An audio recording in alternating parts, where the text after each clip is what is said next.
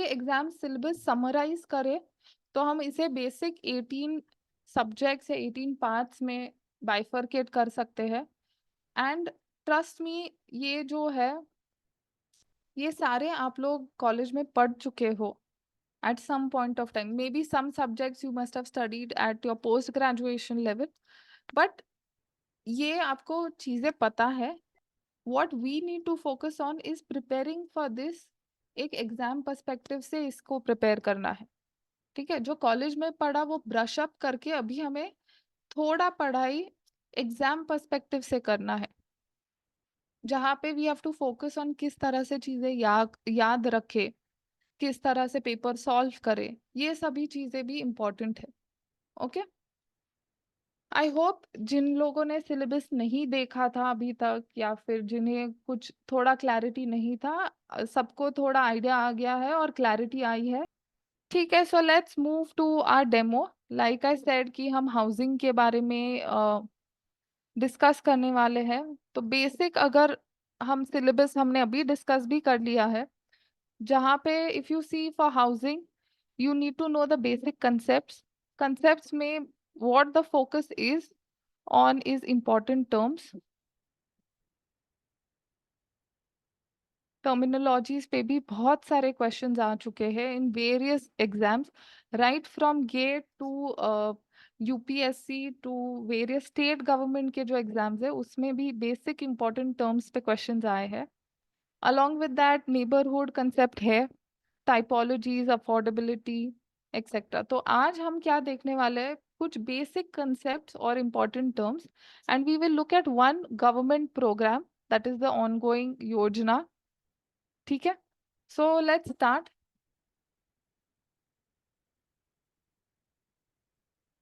Now looking at important terms and terminologies.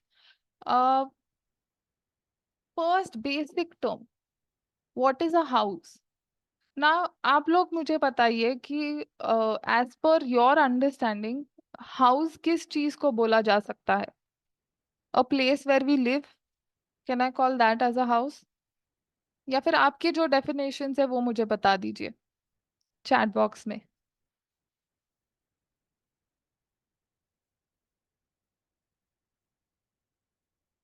Yes, so can I say कि a place where we stay, yes, place used as a dwelling unit, okay, dwelling unit, fine,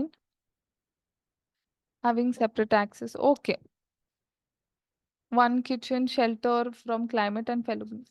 आप सभी जो definitions बोल रहे हैं वो absolutely correct है, but जो हमारा सेंसस ऑफ इंडिया है उन्होंने एक डेफिनेशन दिया है for house, which is basically क्या, कि कोई भी बिल्डिंग या पार्ट ऑफ बिल्डिंग जिसका कंप्लीटली सेपरेट मेन एंट्रेंस होगा, खुद का मेन सेपरेट एंट्रेंस, उस यूनिट को एक हाउस बोला जा सकता है।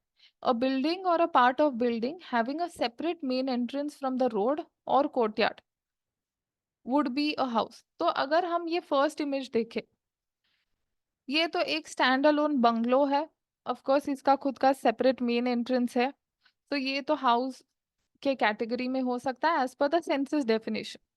अगर हम ये सेकंड इमेज देखें तो ये एक अपार्टमेंट सोसाइटी दिख रहा है, जहाँ पे कॉमन स्टेयरकेस के को यूज करके आप अपने अपने घर को एक्सेस कर सकते हो। तो through a common staircase there is separate entrance again for each unit.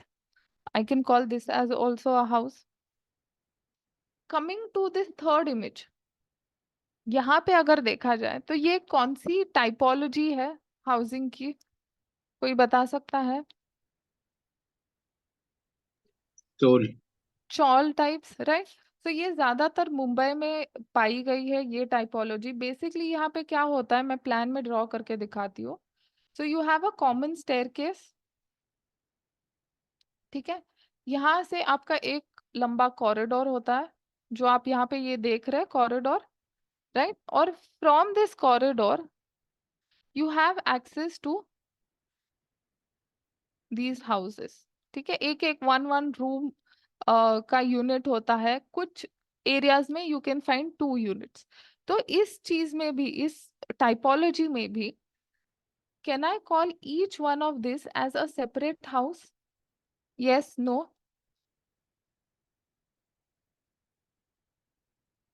Yes. Why can I call it? Because every unit has its own separate entrance. Her unit या हर घर को खुद का मेन एंट्रेंस है, भले ही एक कॉमन कॉरिडोर और staircase के थ्रू है, right? So in that case even chawl typology में जो इंडिविजुअल यूनिट्स है, even that will be called as a house. Clear? Coming to our next important term, ये बहुत ज्यादा important term है household. क्यों? क्योंकि इसे बहुत बार बहुत सारी एग्जाम्स में पूछा गया है. I will show you, we will see the previous questions also, right? तो उसमें भी आप देख सकते हैं कि बहुत सारे एग्जाम्स में ये पूछा गया है. Now, what is a household? What does the census say? कि एनी ड्वेलिंग यूनिट या फिर एनी यूनिट जहाँ पे जो भी लोग रह रहे हैं वो एक कॉमन किचन से खाना खा रहे हैं, ठीक है? तो वो जो लोग होंगे उनको एक हाउस होल्ड बुलाया जा सकता है. ये सबको समझ में आ रहा है मैं क्या बोल रही हूँ? Yes, no?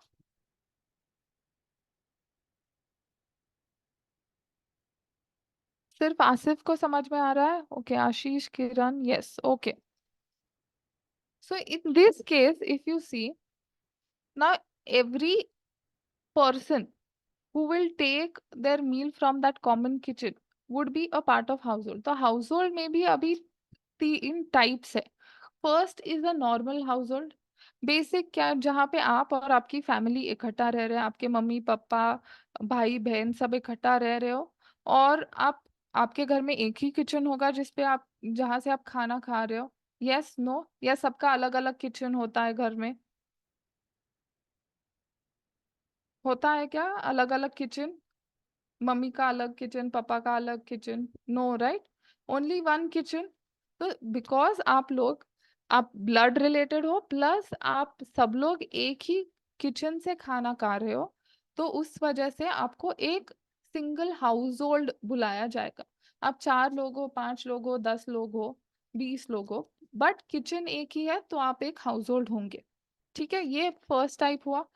Second type is institutional house hold. मतलब क्या? एक एग्जाम्पल लेते हैं जहाँ पे अगर आप में से कोई भी जो हॉस्टल में रहा होगा, राइट? तो हॉस्टल में मुझे बताइए कि क्या हर एक स्टूडेंट को अलग अलग किचन या पैंट्री दिया जाता है, या आप लोग एक बड़े मेस में खाते हो जहाँ पे वो खाना बनाते हैं और सभी बच्चे 1 बजे या 2 बजे वो मेस में जाते हैं? मेस का कुछ टाइमिंग होता है दोपहर को. कैसे होता है? हर एक स्टूडेंट को अलग अलग किचन होता है हॉस्टल में? यस और नो? कॉमन किचन होगा सबका, ठीक है? So same thing in that case, भले ही आप और आपके जो बैचमेट्स है, क्लासमेट्स है, आप ब्लड रिलेटेड हो नहीं, बट बिकॉज आप सब लोग एक ही किचन से खाना खा रहे हो, उस टाइम पे भी आपको एक हाउस होल्ड माना जाएगा. और इन दैट केस बिकॉज आप कोई तो इंस्टीट्यूशन में पढ़ाई कर रहे हो, राइट? मे बी वो स्कूल का हॉस्टल हो, कॉलेज का हॉस्टल हो, वो आप एक इंस्टीट्यूशन के अंडर हो, तो उस वजह से you will be considered as a institutional household. Clear everybody? Then coming to the third one, that is houseless household. Now in, if we take this example, आप लोगों ने आपके शहर में या फिर आप कहीं घूमने गए हो या कहीं पे भी ये देखा होगा कि जो लोग who are staying on the footpath, let's say, who do not have a permanent house to live in, right? वो वहीं पे रास्ते पे ही कुक करके खा लेते हैं, जो फुटपाथ पे रह रहे होंगे. Yes. So in that case because वो लोग एक ही जगह से खा रहे हैं, एक ही जगह पे कुक करके वो 4-5 लोग इकट्ठा खा रहे हैं, राइट? तो वो एक हाउस होल्ड होंगे, बट उनके पास रहने के लिए घर नहीं है, इसलिए वो हाउसलेस कहलाएंगे। तो हाउसलेस हाउस होल्ड कैटेगरी में उनको पुट किया जा सकता है। Clear everybody? Yes, okay. Raman, मैंने अभी एक्सप्लेन किया, जो इंस्टीट्यूशनल हाउस होल्ड है उसी में आपके स्कूल्स हॉस्पिटल सब आएंगे, बिकॉज आप एक इंस्टीट्यूशन के अंडर हो, right? Okay, let's move to the next one, that is housing shortage. Okay, Adarsh, I will get back after housing shortage. 1 minute. Now, housing shortage, shortage का मतलब क्या समझ में आता है आप लोगों को? कोई बताएगा?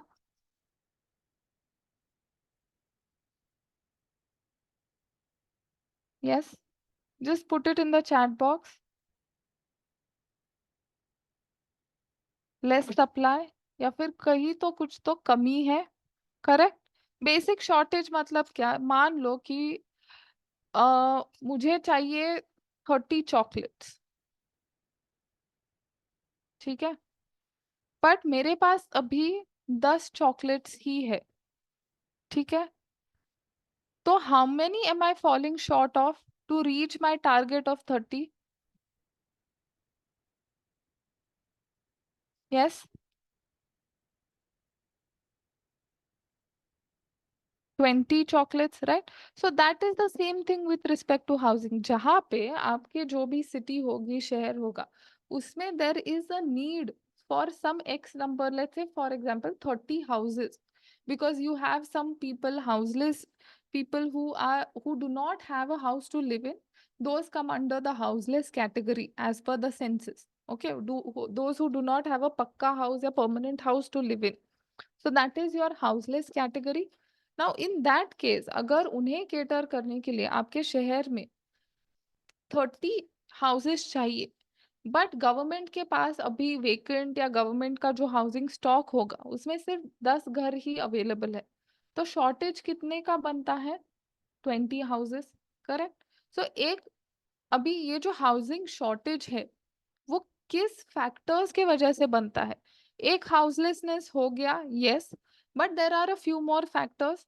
First one is old dilapidated structures, obsolescence factor। मतलब क्या? कच्चा हाउस या फिर ओल्ड dilapidated हाउस, जैसे आप ये इमेज में देख सकते हो। अगर मैं आपको बोलूंगी कि आपको यहाँ पे रहना है, how many of you will agree to go and stay over here?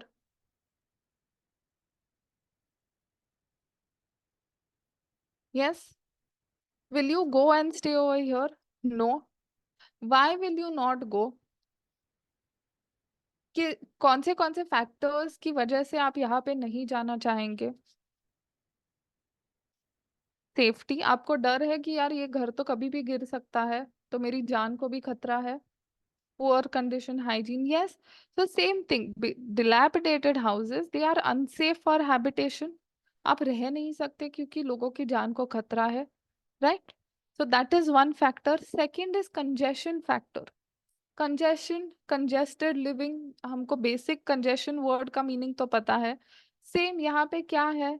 जहाँ पे मोर देन 2 फैमिलीज, अगर ये सेंसस का ही डेफिनेशन है, जहाँ पे more than 2 families are living in one single room, और 1 family and an adult living in a single room. Family का डेफिनेशन क्या है as per census? Husband, wife and 2 children is 1 family as per the census, ठीक है। तो again, 4 people plus 1 also is a congestion in a single small room. And third factor is houselessness। घर ही नहीं है रहने के लिए, तो ऑफ कोर्स शॉर्टेज होगा ही, राइट? सो ये मेजर कंपोनेंट्स है for your housing shortage. I hope this is clear, and I hope Adarsh आपका भी जो क्वेश्चन था कि हाउसलेस एक्सप्लेन कीजिए, वो भी क्लियर हो गया होगा। ओके, so single room का area under NBC, we will see it in detail in the classes. Okay, Raman? Coming to the next one, that is carpet area, built up area and super built up area.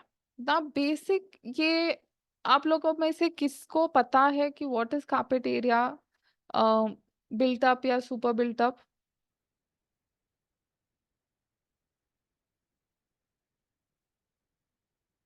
या basic अगर आप practice कर रहे हो तो ये have you come across these terms?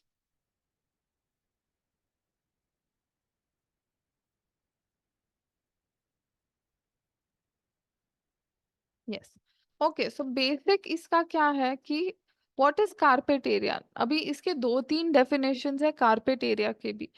एक पहला समझ लेते हैं बेसिक, फिर हम टेक्निकल डेफिनेशंस भी देखते हैं, ठीक है?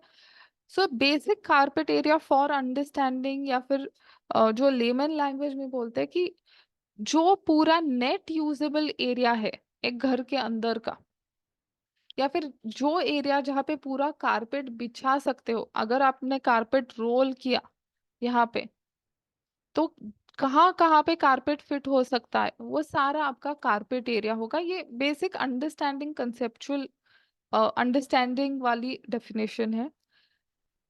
Now coming to what your NBC says, national building code, कि जो सारा एरिया, कवर्ड एरिया जिसके ऊपर छत हो, अगर मान लो ये सेक्शन है, तो ये फ्लोर एरिया अगर यहाँ पे ये पूरा कवर्ड होगा, तो then this area will be your carpet area, and excluding these external walls and internal walls, excluding all the area of the walls. तो NBC के definition के हिसाब से again is the same thing, ये पूरा जो अंदर का net usable area without the internal walls and external walls is carpet area. But अगर हम रेरा एक्ट जो है, रियल एस्टेट रेगुलेशन एक्ट 2016 में जो आया है एक्ट, उस हिसाब से और या फिर उस एक्ट के हिसाब से देखे डेफिनेशन, तो वो एक्ट कहती है कि कारपेट एरिया है where you have the net usable area within that particular dwelling unit, bungalow या flat जो भी होगा, but including your internal partition walls. So RERA act में आपके इंटरनल वॉल्स भी काउंट किए जाएंगे। Clear? So yes, toilets and bathrooms are also a part of your carpet area, Amit. Okay. So we have two, three definitions, again different technical definitions. तो अगर exam में कभी आए कि एज पर एनबीसी क्या definition है, तो उसमें none of the walls are included. But अगर रेरा एक्ट के हिसाब से क्वेश्चन आए कि रेरा एक्ट के हिसाब से कारपेट एरिया क्या है, तो उसमें आपको इंटरनल पार्टीशन वॉल इंक्लूड करना पड़ेगा। Okay, then coming to the next, that is built up area. So पूरा जो आपका कारपेट एरिया है प्लस आपका जो वॉल्स है, सारे के सारे walls, that would be your total built up area. Okay, yes, drishti, toilets and bathrooms are included everywhere irrespective of RERA or NBC in the definition. Fine. Here the only difference is between your walls. ठीक है, so built up area is what carpet area plus आपकी wall area is giving you your built up area. Coming to super built up area, तो अभी ये जो word है super built up area, ये basically जो बिल्डर्स या developers है, ये टर्म ज्यादा उन या डेवलपर्स ज्यादा यूज करते हैं, बिल्डर्स ज्यादा यूज करते हैं। ये किस तरह से उन्हें फायदा देता है, is in terms of the sale of that property. जब एडवर्टाइजमेंट करना होता है उन लोग को, तो इसमें वो क्या करते हैं बेसिकली, कि जो भी आपका पूरा बिल्टअप एरिया है प्लस जो कॉमन एरिया होगा वो अपार्टमेंट में, जैसे कि स्टेयरकेस, लिफ्ट या कॉरिडोर, लॉबी, ये तो कॉमन होगा। मान लो एक फ्लोर पे, ठीक है, एक जो अगर आपका फ्लोर हुआ उसमें एक ही लिफ्ट होगी, एक स्टेयरकेस होगा, करेक्ट? मान लो वो फ्लोर पे 4 फ्लैट्स है, हर एक फ्लैट को अलग अलग लिफ्ट, अलग अलग स्टेयरकेस तो होगा नहीं, चारों को मिला के एक कॉमन होगा, correct? So in that case वो क्या कहते हैं कि एक फ्लैट का ये जो पूरा एरिया है वो total built up area of one flat plus ये जो कॉमन एरिया होगा जितना भी आएगा सो वो divided by total number of units on that floor. तो मान लो कि अगर ये प्लान में हमारे पास एक फ्लोर पे 4 फ्लैट्स है और अगर ये जो कॉमन एरिया है इसका अगर मान लो एरिया इज 100 स्क्वायर मीटर्स, तो सुपर बिल्ट अप एरिया में ये जो जब हम कैलकुलेट करेंगे एक फ्लैट का area super built up area उसमें it will be your total built up area of that flat. मान लो अगर ये 1000 स्क्वायर मीटर्स है फॉर एग्जाम्पल, तो it will be what will be the super built up area of one flat?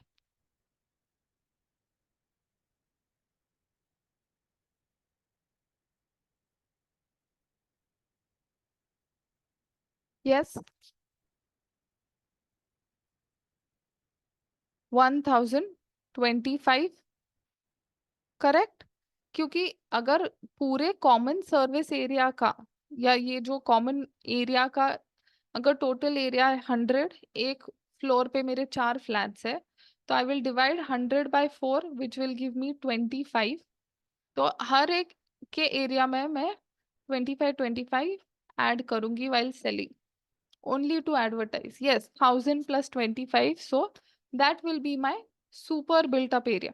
Okay, इसमें balcony, service area, service shaft जो होते हैं वो नहीं कंसिडर किए जाते, ठीक है, in area calculation, because it's a duct that is completely open. And common amenities वगैरह जो है जैसे स्विमिंग पूल वगैरह वो अलग से under amenities it is sold, not under your super built up area. Fine, so that is for carpet built up and super built up. Coming to the next one, setbacks and margins. तो I am sure कि आप लोग को सबको basic ये पता है। मान लो कि चलो अभी का एक एग्जांपल ले लेते हैं, अभी आप ये लेक्चर अटेंड कर रहे हो, करेक्ट। अगर आप आपके विंडो के बाहर देखोगे तो एक तो अगर आप कोर सिटी एरिया में रह रहे हैं तो इमीडिएटली आपके विंडो के बाहर दूसरी बिल्डिंग एकदम नजदीक होगी, या फिर आपके और जो दूसरी बिल्डिंग है उसमें डिस्टेंस होगा। मान लो ये आपकी बिल्डिंग है, दूसरी बिल्डिंग थोड़ी दूर होगी। Is that the case? Yes, no?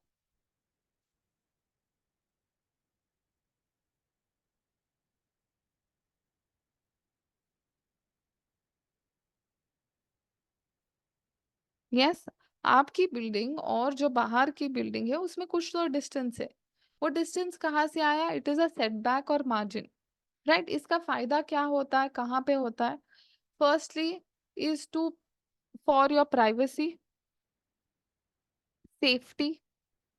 मान लो कि अगर ये इमेज देखो, मान लो कि यहाँ पे अगर देर इज सम फायर, ठीक है, यहाँ पे अगर आग लग जाए तो, और इफ सपोज यहाँ पे हमने सेटबैक नहीं छोड़ा होता तो जो आपकी फायर ट्रक या फायर इंजन आएगी, ठीक है, how are they going to reach this point?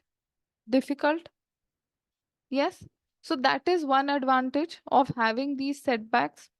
Secondly, yes, most importantly is your sunlight or your light and ventilation. Very, very, very important. One of the primary basics also for having your setback is light and ventilation. So अगर आपका ये जो plot होगा, अलग अलग states में अलग अलग गवर्नमेंट्स के अलग अलग रूल्स होते हैं related to housing, because housing is a state subject. तो हर जगह पे अलग अलग सेटबैक्स होंगे, so that will vary. So basically आपके प्लॉट में आपको प्लॉट बाउंड्री से कुछ डिस्टेंस छोड़ के ही कंस्ट्रक्ट करना पड़ेगा, राइट। तो ताकि आपके बिल्डिंग के आजू बाजू थोड़ा जो ओपन स्पेस होगा, that is what your setback और margin is. Clear? Coming to the next one, that is ground coverage. Basic है, ग्राउंड कितना कवर किया है, कौन कवर कर रहा है? तो बिल्डिंग कवर कर रही है ग्राउंड, बिल्डिंग ग्राउंड पे है, right? Basic. So ground coverage means built up area covered at ground level. On the ground floor मेरा कितना कंज्यूम कर रही है बिल्डिंग फुटप्रिंट, ठीक है? तो मान लो अगर ये मेरा प्लॉट है, मैंने इतना ही बिल्ड किया है, मान लो 50 स्क्वायर मीटर का बिल्ड किया है, तो मेरा ग्राउंड कवरेज कितना हुआ? 50 square metre only. Same thing if you look at these examples, अगर ये मान लो कि प्लॉट एरिया 100 स्क्वायर मीटर का है इन दिस फर्स्ट केस, और मैंने पूरे प्लॉट पे बिल्डिंग कंस्ट्रक्ट कर दी, सो can I say my ground coverage is 100 square meter, और कैन आई ऑल्सो से कि ये ग्राउंड कवरेज 100% है? Will all of you agree with this?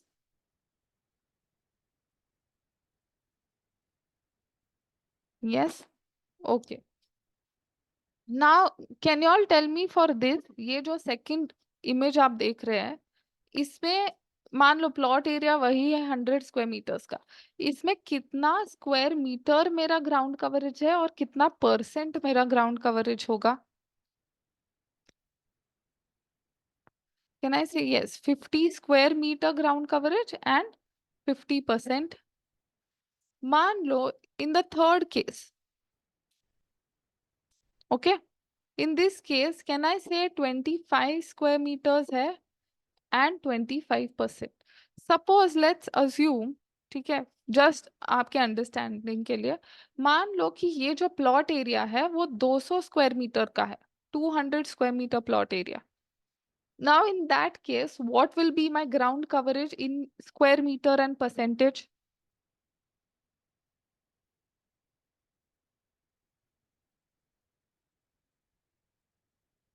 100% and ground coverage square metre में कितना होगा? Correct Prabhu, 200 square metres ground coverage या फिर 100% ground coverage, right? मान लो ये सेकंड केस में अगर 200 स्क्वायर मीटर का ही प्लॉट है मेरा, तो इसमें मेरा ग्राउंड कवरेज परसेंटेज और स्क्वायर मीटर में कितना होगा? Quickly quickly. Correct, 100 square metres and 50%. Third case में कितना होगा?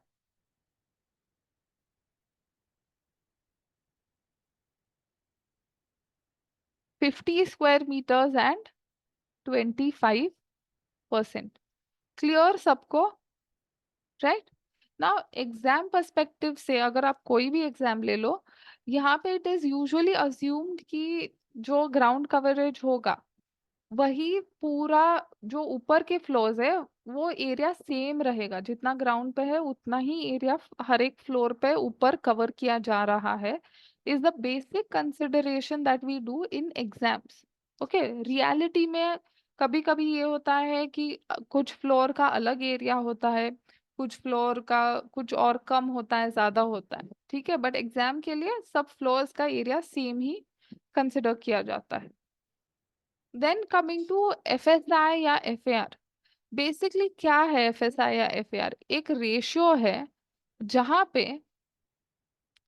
What they are saying, it is the ratio of आपकी जो टोटल बिल्डिंग एरिया है, सारे फ्लोर्स पे जितना भी एरिया आपका कवर हो रहा है वो सबको मिला के आपका टोटल बिल्टअप एरिया होगा. वो टोटल बिल्टअप एरिया जो आपकी बिल्डिंग है उसका रेशियो कितना है विथ रिस्पेक्ट टू जिस प्लॉट पे आप कंस्ट्रक्ट कर रहे हो. So total built up area versus area of the plot is what my FSI is. तो एफएसआई को कोई यूनिट नहीं होता. मान लो कि अगर ये प्लॉट 100 स्क्वायर मीटर्स का है सपोज, और ये जो मैंने कंस्ट्रक्ट किया है ये 1000 स्क्वायर मीटर्स का टोटल है सारे फ्लोर्स को मिला के, तो मेरा एफएसआई कितना होगा? 1000 square metres divided by 100 square metres. Square metres भी यहाँ पे कैंसिल होता है, सो can I say my FSI is 10, right? अभी एफएसआई और एफएआर में क्या डिफरेंस है? It is one and the same thing, only FSI into 100 will give me my FAR. अभी ये जो टर्म्स है FSI FAR, ये बहुत जगह इंटरचेंजेबली भी यूज किए जाते हैं अलग अलग स्टेट्स में। कुछ स्टेट्स में FAR को BAR, बिल्ट एरिया रेशियो भी बोला जाता है, जैसे फॉर एग्जांपल राजस्थान में it is referred to as BAR। कुछ स्टेट्स में it is given in percentage, ठीक है।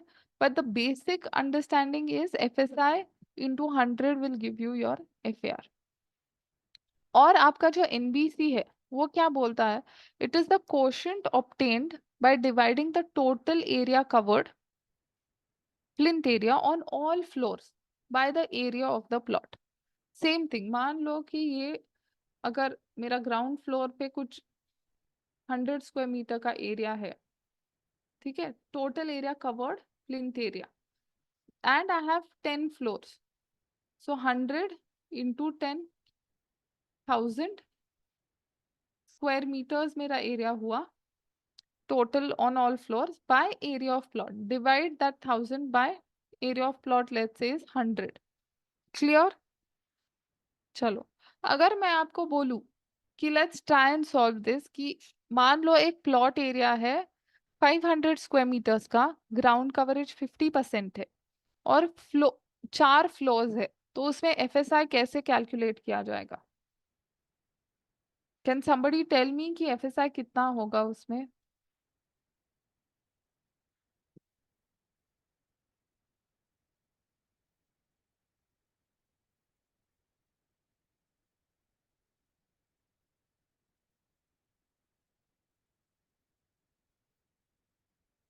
यस, ओके, मान लो, चलो, टोटल प्लॉट एरिया हुआ 500 स्क्वायर मीटर्स, ग्राउंड पे मैं सिर्फ 50% कवर कर रही हूँ।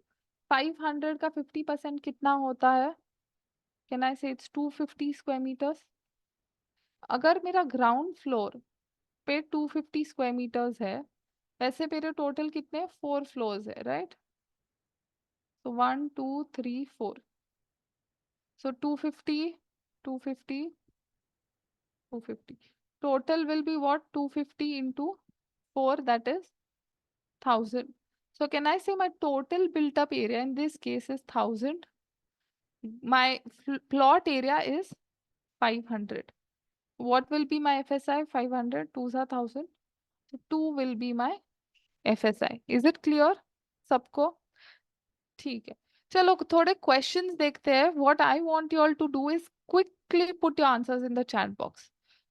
FAR का डेफिनेशन क्या है? ये क्वेश्चन UPSC के एग्जाम में आया था। What can FAR be defined as?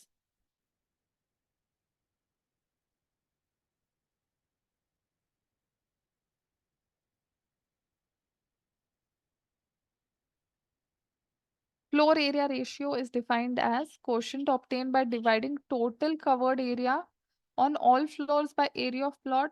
Okay.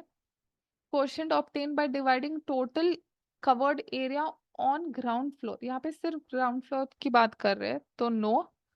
Obtained by dividing area on all floors covered by covered area on ground floor. So total floor built up area versus ground floor नहीं, यहाँ पे plot होना चाहिए।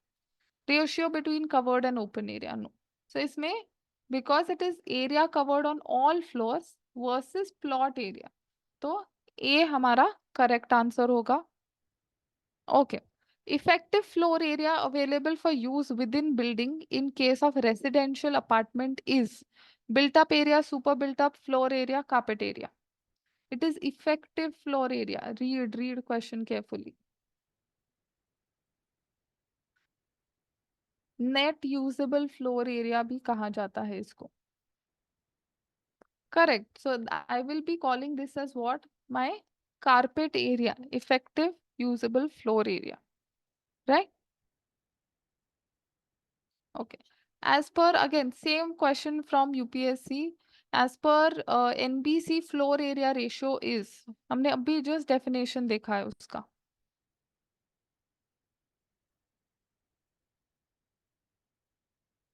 Total area covered on all floors to the area of the plot.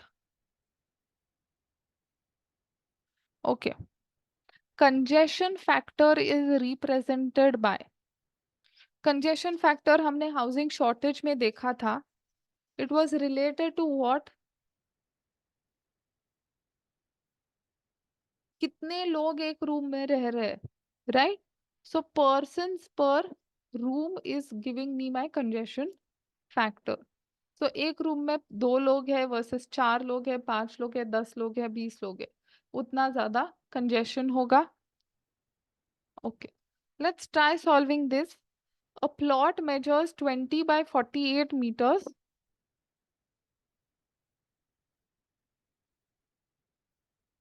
Number of tenements 80 square meter each can be constructed on the plot with given FSI 1. मतलब एक घर जो होगा, एक यूनिट यहाँ पे 80 स्क्वायर मीटर्स का होगा ये प्लॉट पे. FSI 1 है, तो ऐसे में कितने घर कंस्ट्रक्ट कर सकती हूँ is the basic question. Okay, let's try solving this. Can you all quickly tell me what is going to be my total plot area? Yes.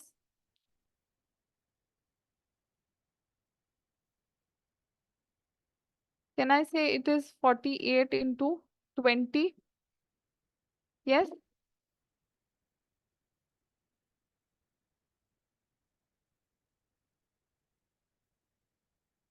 So मेरा टोटल एरिया होगा कितना? Plot area 960.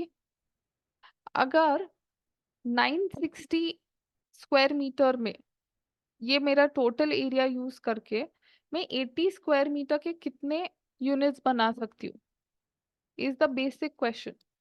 What I need to do, अगर एक unit 80 square metre का है तो 960 में कितने यूनिट्स बनेंगे? Basic cross multiplication, 960 divided by 80, क्या आ रहा है ये answer? Is 12. Correct. So A is my correct answer in this case. Okay, चलो. One again important question, census के हिसाब से which of the following is a household or what is it? As per census, a dash is usually a group of persons who normally live together, take their meal from common kitchen. जैसे ही कहीं पे भी common kitchen आए ना, पहले दिमाग में ये आना चाहिए ठीक है हाउस होल्ड ही होगा, राइट? हमने अभी भी देखा भी है उसका definition. So yes, B is the correct answer in this case. Okay, let's try another numerical question.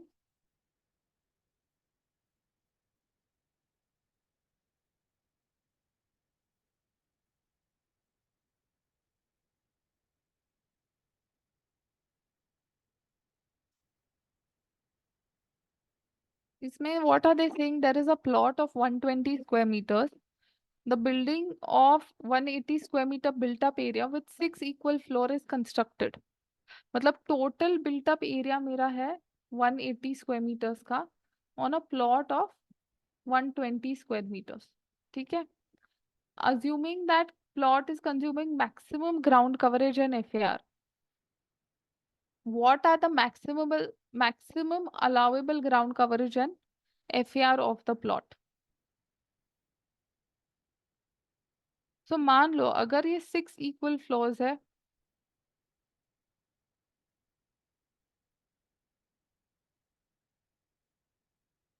Right, 1 2 3 4 5 6, ये 6 फ्लोर्स में मेरा पूरा total 180 square metres area use किया.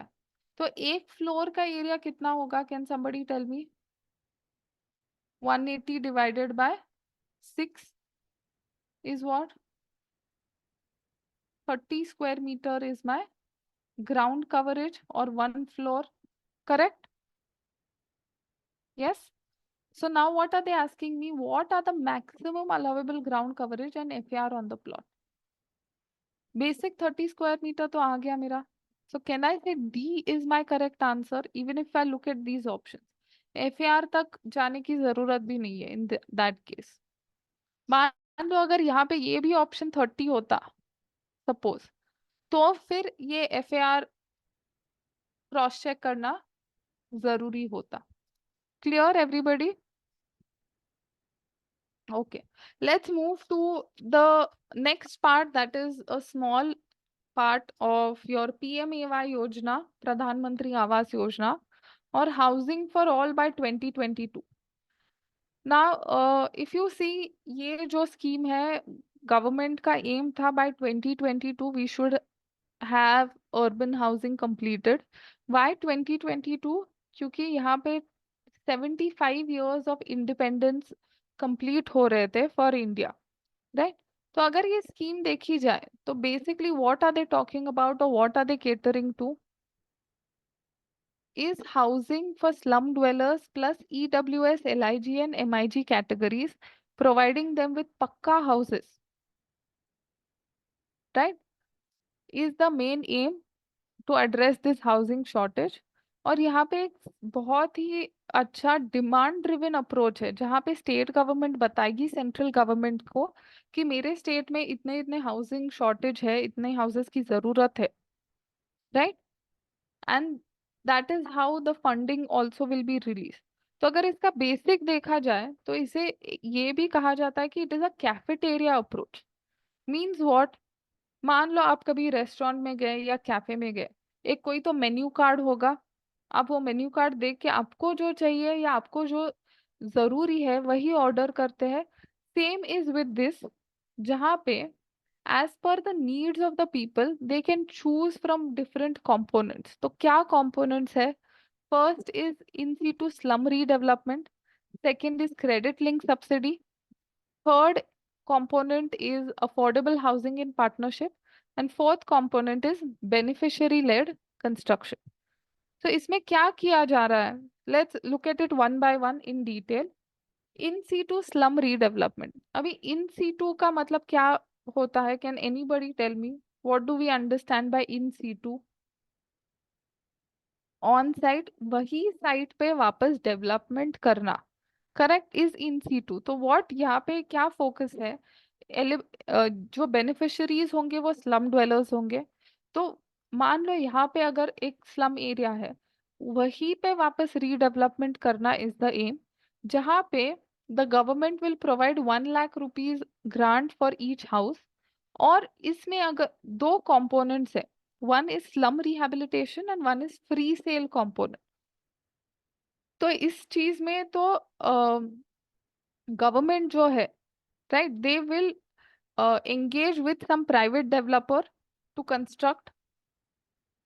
Now, in that case, the private developer will also get some housing units which he can sell in the free, which he can sell in the open market, right? So that is what your free sale component is for this। Then coming to affordable housing through credit link subsidy, जहाँ पे आपके beneficiaries होंगे EWS, LIG और MIG। And इसमें what the government says is कि एक जो भी लोन लिया जाएगा उस पे हम कुछ डिस्काउंट देंगे आपको। That is what credit linked subsidy means. ठीक है? तो उन्होंने ये भी कहा है कि अगर आपका income is between up to 3 lakh annual household income, तो you will be under the category of EWS। 3 to 6 lakh would be LIG। 6 to 12 lakh of household income, पूरी फैमिली का इनकम मिला के, तो MIG। And 12 to 18 lakh MIG2। जहाँ पे EWS और LIG को 6.5% डिस्काउंट दिया जाएगा जो भी लोन होगा उसके इंटरेस्ट पे, MIG को 4% एंड MIG2 को 3%, राइट? एंड उन्होंने कारपेट एरियाज भी डिफाइन किए कि अगर आप EWS के अंडर ये लोन ले रहे हैं तो आपका जो घर का कारपेट एरिया होगा जो बिल्ड करेंगे वो अप टू 30 स्क्वायर मीटर्स होना चाहिए। For LIG between 30 to 60, MIG 60 to 160 for MIG1 and MIG2 160 to 200। Okay, plus उन्होंने ये भी कहा है कि ये जो क्रेडिट लिंक सब्सिडी स्कीम है इसे पूरी तरह पैन इंडिया मॉनिटर करने के लिए हम 3 सेंट्रल नोडल एजेंसीज अपॉइंट कर रहे हैं, जो है हडको, Housing and Urban Development Corporation, National Housing Bank and SBI, State Bank of India. Okay. Coming to the next one, that is affordable housing in partnership. तो यहाँ पे क्या जो बेनिफिशरीज है वो सिर्फ EWS कैटेगरी है, जहाँ पे व्हाट दे से इज कि हाउसिंग यूनिट, अभी EWS का हमने जस्ट लास्ट स्लाइड में देखा, carpet area should be up to 30 square metres. इनको सेंट्रल असिस्टेंस या फंडिंग जो दिया जाएगा दैट वुड बी 1.5 लाख पर हाउस। एंड ये अगर एज अ प्राइवेट डेवलपर, अगर मैं मेरी कोई स्कीम है या डेवलपमेंट स्कीम, बड़ा प्रोजेक्ट है हाउसिंग का, और अगर मैं गवर्नमेंट के साथ मिलके इसमें काम करना चाह रही हूँ, क्यों करूंगी? क्योंकि अगर मैं गवर्नमेंट के साथ कोलैबोरेट करती हूँ तो मुझे कोई टैक्स बेनिफिट्स भी मिलते हैं, right? So that is what this partnership stands for, between a private developer and government. But ये पार्टनरशिप करने के लिए अगर मेरा ये प्रोजेक्ट को अफोर्डेबल हाउसिंग का टाइटल मिलना चाहिए, अगर मैं ये चाह रही हूँ, तो उस प्रोजेक्ट में I need to have at least 250 houses minimum, कम से कम 250 हाउसेस का ये प्रोजेक्ट होना चाहिए। एंड उसमें से ये जो भी 250 होगा या मोर देन 250 जितने भी होंगे, उसमें से 35% हाउसेस जो होंगे वो मेरे EWS कैटेगरी के लिए होने चाहिए, मतलब up to 30 square metre carpet area वाले घर होने चाहिए। तभी गवर्नमेंट मुझे बोलेगी कि हाँ, आपका जो प्रोजेक्ट है वो अफोर्डेबल हाउसिंग प्रोजेक्ट कहलाया जा सकता है एज पर PMAY योजना। Okay. And last is subsidy for beneficiary led construction. मतलब अगर मैं खुद का ही घर कंस्ट्रक्ट करना चाह रही हूँ या फिर एग्जिस्टिंग जो घर है उसमें और एक दो रूम्स ऐड करना चाह रही हूँ, तो ये कंपोनेंट उसमें बेनिफिट करेगा, जहाँ पे again this is only for EWS category, where up to 30 square metres का ही आप कंस्ट्रक्ट कर सकते हो। एंड आपको एक 1.5 लाख के तहत सेंट्रल असिस्टेंस दिया जाएगा। ओके। तो ये पूरी जो स्कीम है इसको इम्प्लीमेंट करने के लिए सेंट्रल गवर्नमेंट ने सारे स्टेट्स और उनकी जो सिटीज है उनको बोला है to prepare a housing for all plan of action, कि आप ये जो PMAY योजना है इसको किस तरह से आपके स्टेट या सिटीज में इम्प्लीमेंट करोगे, उसका पूरा एनुअल प्लानिंग भी हमें बना के सबमिट करो, और उसे कहा जाएगा housing for all plan of action. Okay. So let's look at a few questions from PMAY also. Quickly मुझे इसके आंसर्स बताओ। Housing for all scheme is to be achieved by 2022, correct? As per the current norms under PMAY, household is classified as EWS if household's annual income is up to 1 lakh, household's annual income is up to 3 lakhs, household's monthly income is up to 1 lakh, household's monthly income is up to 3 lakh। हमने अभी देखा था कि it is annual household income, पूरे घर का मिला के up to 3 lakh would be EWS, right? So B is the correct answer. Central nodal agencies to channelize subsidy to lending institutions and monitor the credit link subsidy of PMAY. कौन से central nodal agencies है? तो first is World Bank and National Housing Bank. नहीं, World Bank नहीं है। NHB and NABARD, NABARD is also not there. NHB and हडको, yes. इसके साथ और तीसरा कौन सा था?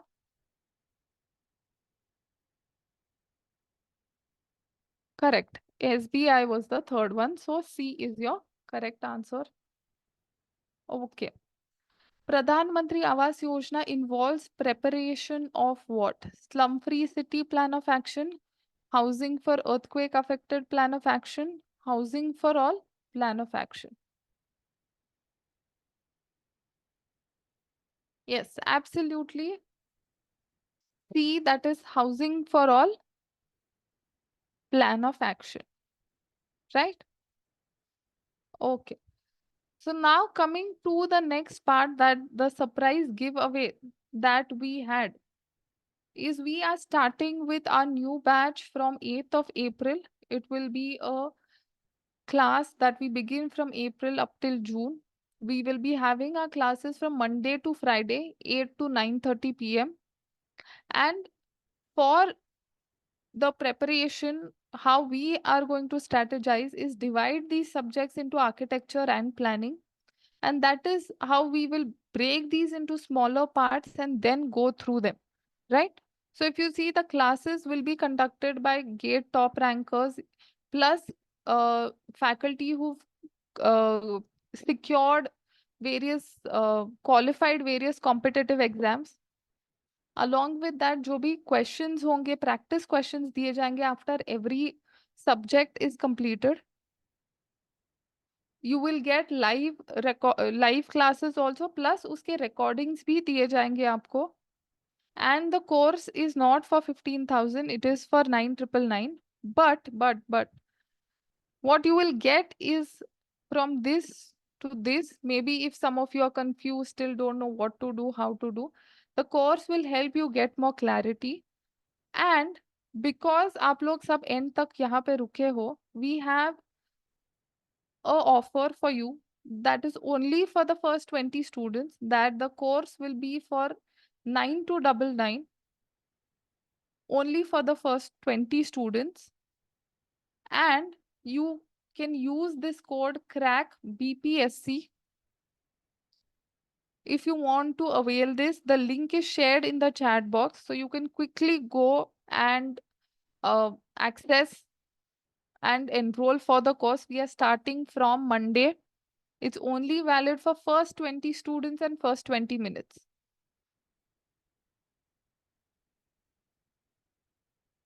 Okay, so quickly, please go do that, because we are having limited seats this time for the exam, so that we can focus on the students individually. Now, I would come up to any questions, any queries that you might have. So please, you can unmute yourself and ask your queries and questions and doubts.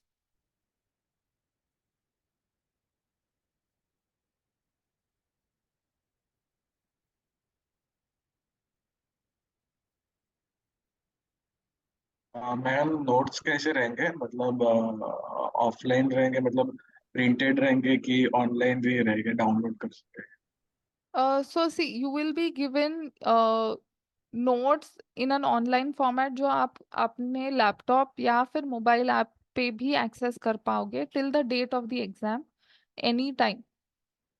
So that will be accessible to you till then. Okay. I have a question that we don't know when the exam held on. So if exam will be held before June, so what's your master stroke to complete the syllabus as soon as possible before the exam?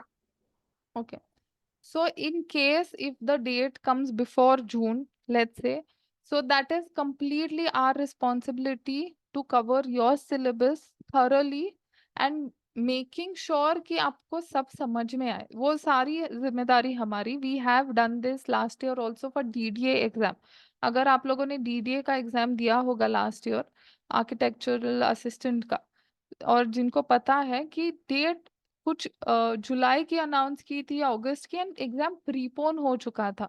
सो उस time पे भी we had completed the syllabus also, along with giving sufficient time to students to revise. So that is completely our responsibility. Don't worry about that. Okay, any other questions?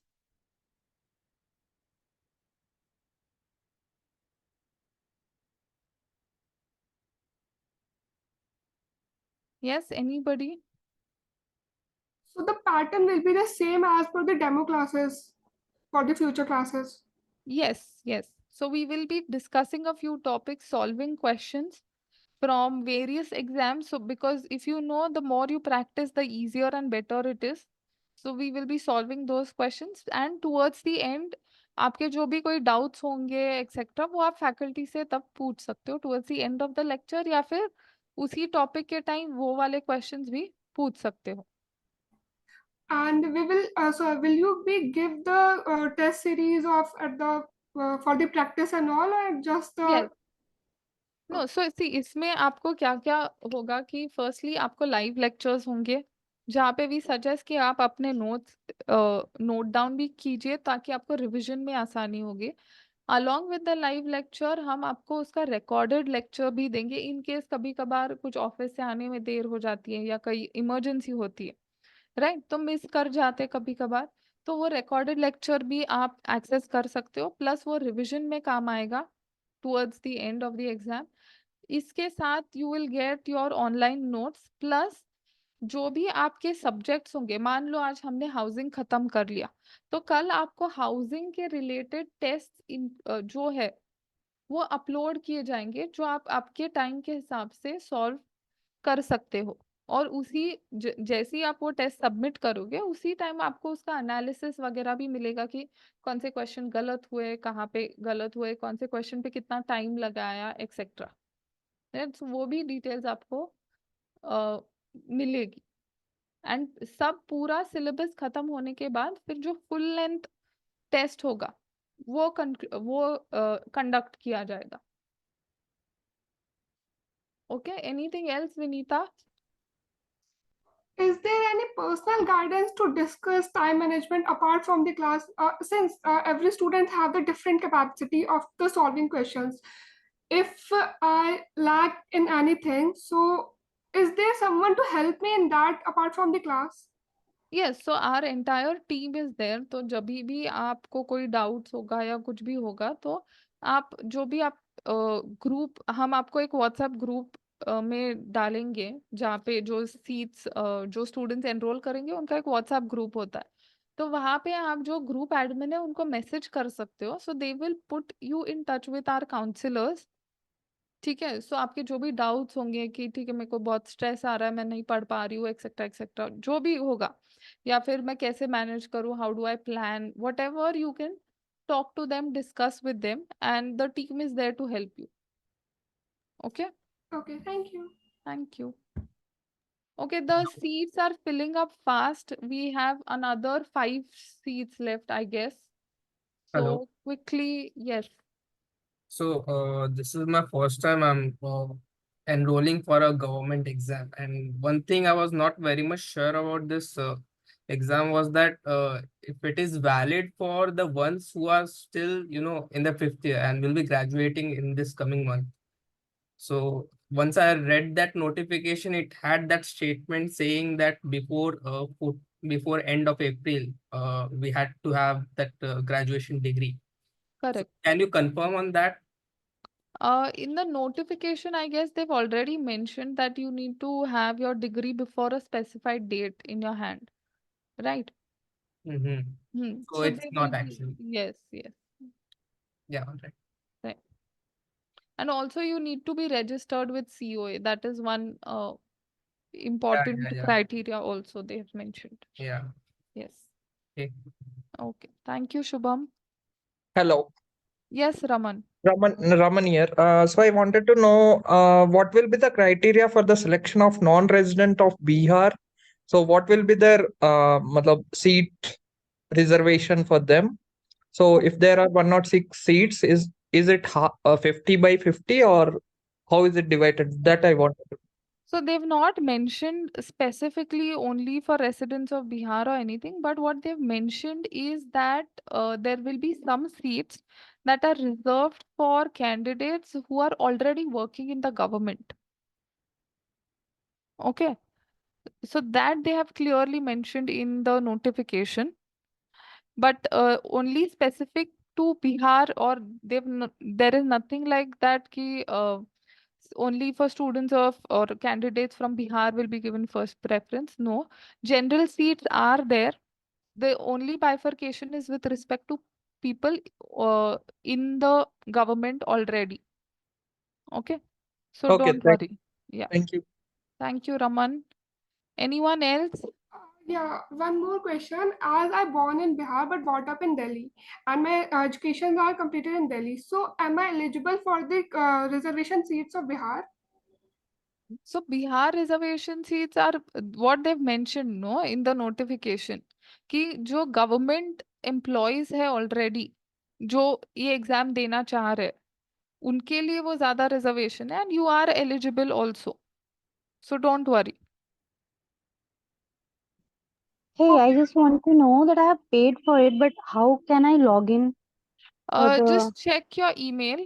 Check your email once. All the details are sent to you. Okay, just if it's not shown in your inbox, just check your spam box also once. Okay. So, okay, we have the last 3 seats remaining. So, in case if anyone is still wanting to enroll, please do so at the earliest, because we will be closing after that. We've already finished with 18 students. Sorry, 17 students. We have 3 more left. Also, any more questions regarding the classes or anything, how is the course going to be, whatever, you may please ask me. Yes, DBB.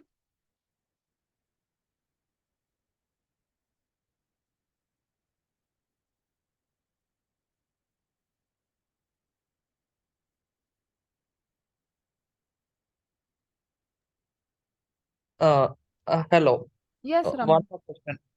So I wanted to know, will the exam pattern be same as the gate level, or it will be less than the gate level? That is And really, yes, please ask. whether the preparation will be because what my perception is that the gate level is the highest, matlab, the most Difficult. difficult exam, matlab, it sets the bar, and Correct. even the UPSC exams. So will it be prepared considering the highest level, or only to the exam level of BPSC? No, you're asking in terms of how the classes will be conducted. Is it Not the classes, the level of preparation I wanted to know.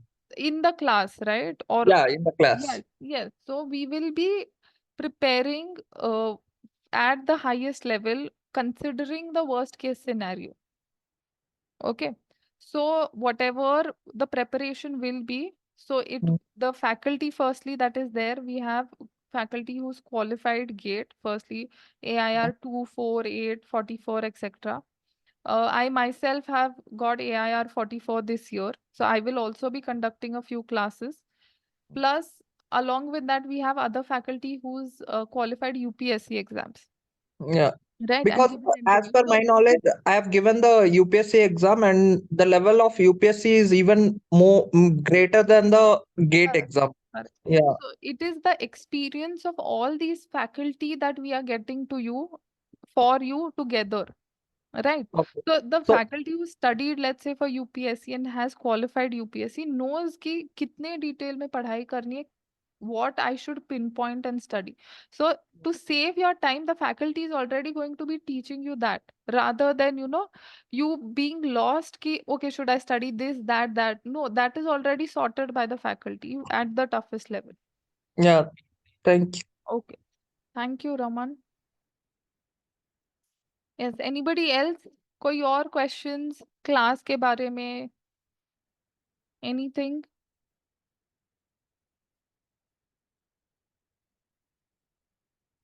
Okay, we have the last 2 seats left now.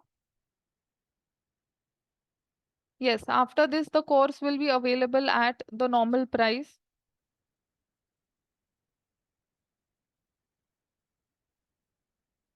Any more questions regarding the class, the preparation course, anything? Please feel free to ask.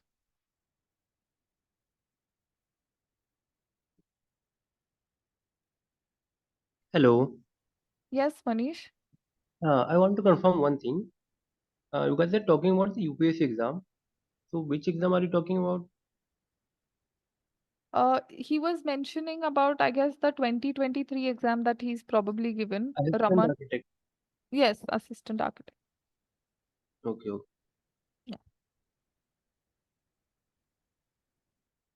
Yeah, I was also asking because one more UPSC exam is there. So Deputy whether, architect. yeah, so whether this will serve that preparation or not, that's why I was curious about this. Okay. So we have another course for that as well. So you can just check it out on the website. No, Or you can that's just- why I asked whether the level of preparation will be, Okay. yeah. So whether to join that course or this course, I am But still if you see, confused. the syllabus is a bit different for both. Okay. Yeah. Yes. Mm-hmm. ठीक है. Right.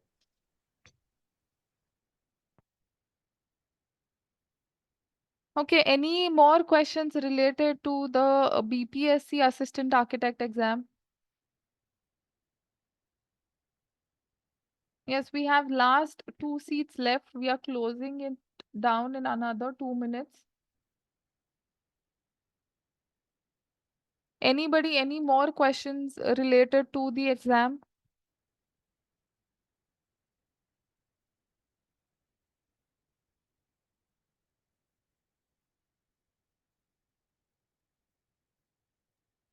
One more little query. So the exam will be conducted in Bihar only, right?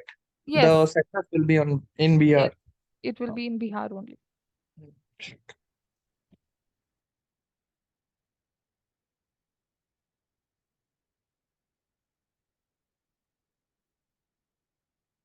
Okay, great. We have one last seat that is left. So anybody who wishes to enroll may please do so. The exam date is not yet declared, Nena. So we have one last seat left. After this, the price will be back to 9,999. So please take advantage of today's session. The link is shared in the chat box.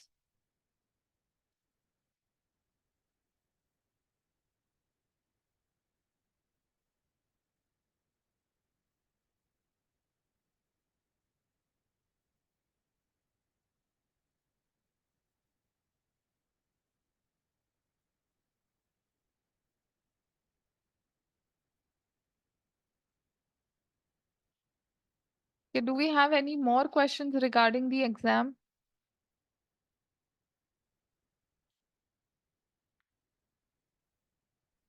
Or anything related to the syllabus, the preparation, or anything?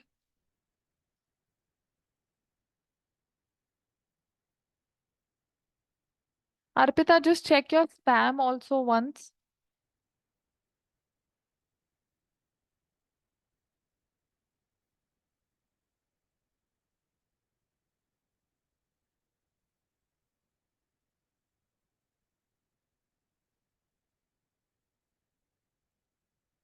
And in case if you guys still have any more doubts or anything, you can contact us on this number 76317 66140.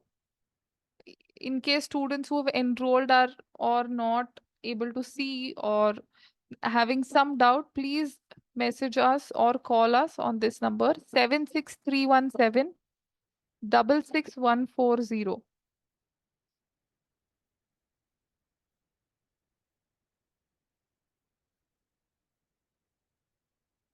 You can WhatsApp us or give us a call later after this session.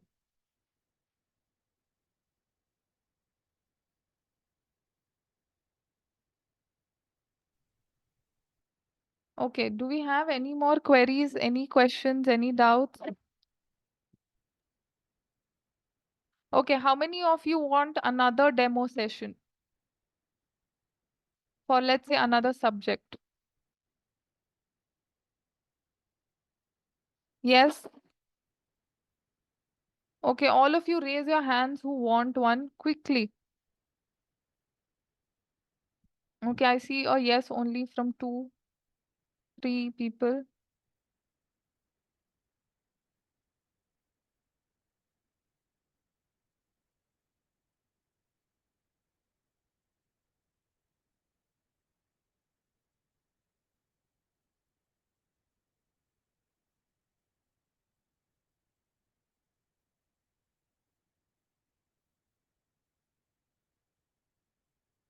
Okay.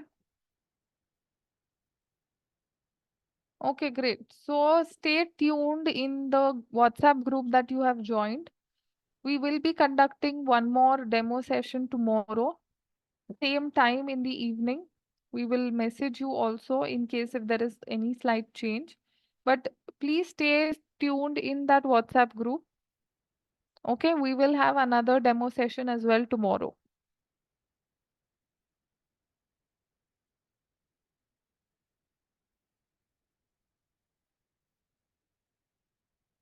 Okay.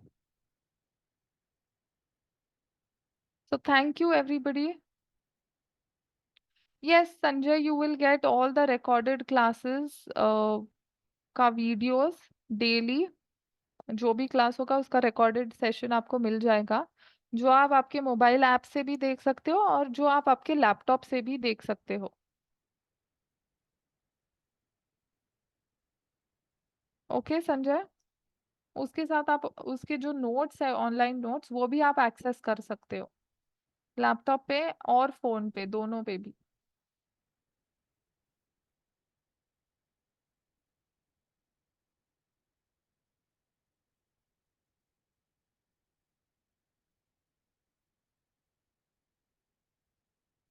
Okay, yes, Aman, we will be conducting all the lectures, don't worry. We are going to cover the entire syllabus in the class.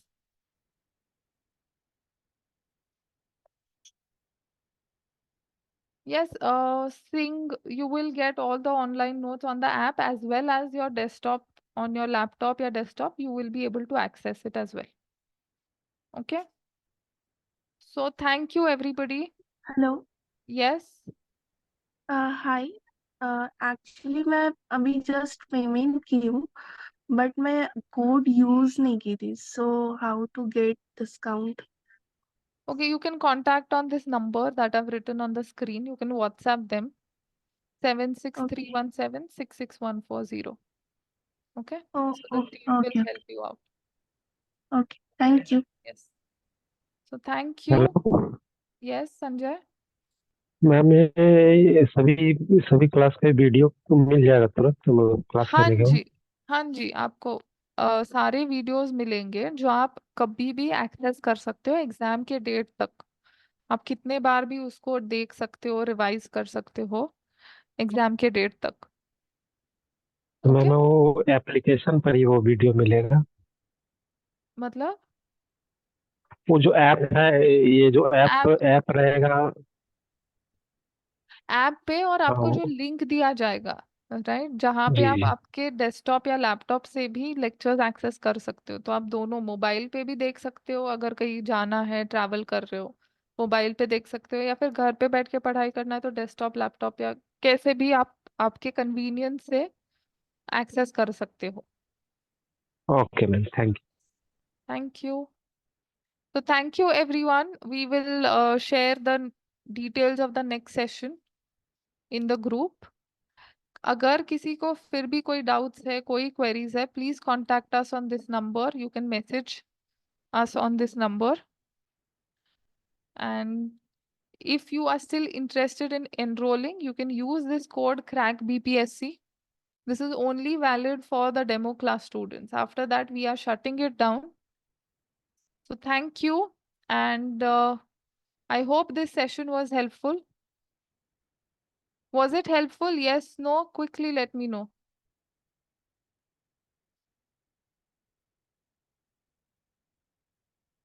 Yes? Okay. Okay, so thank you and see you all soon. Thank you. Yes, thank you, Sanjay. Thank you, everyone, and good night.